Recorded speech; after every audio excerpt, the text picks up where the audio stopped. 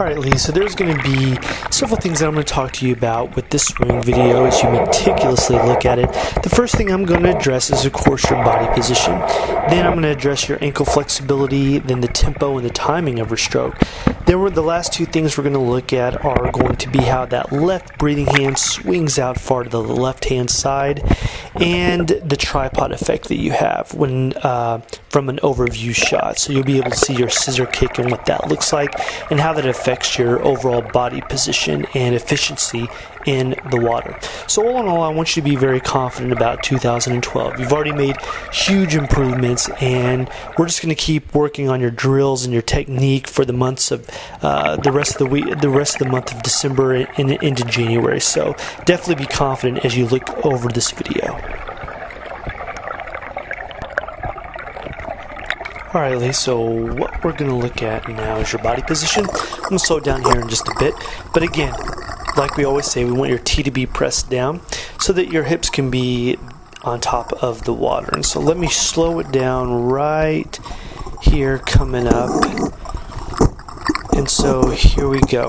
You can see right now that from your chest all the way down to your shorts and your hips, you can see how far below underneath the water that your hips are, and even your quads and your legs. And so you can see that really your chest is acting like the fulcrum rather than your hips. You can see as this left leg comes down, you can see how much water separates from your butt to your toes on up, how much water there is that separates you.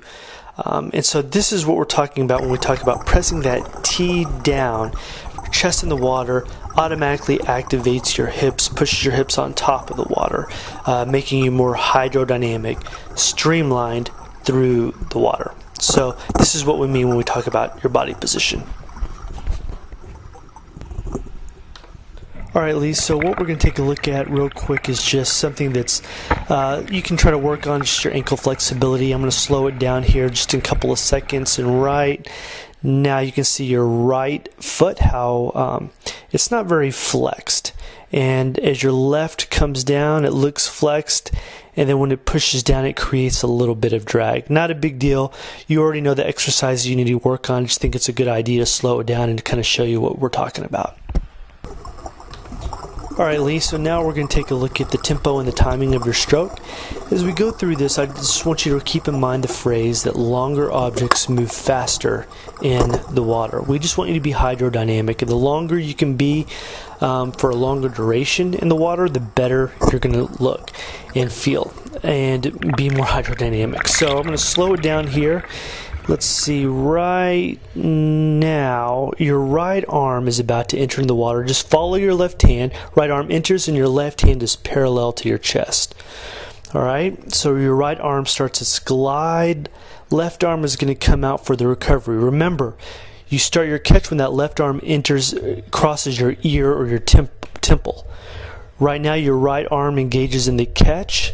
It's moving down, and when it gets to the center of your chest, you'll see your left arm coming in right there. Okay, so it's just a little off. You know, going back to body position, you can kind of see that diagonal towards the bottom of the pool, that you can see how much drag you're carrying.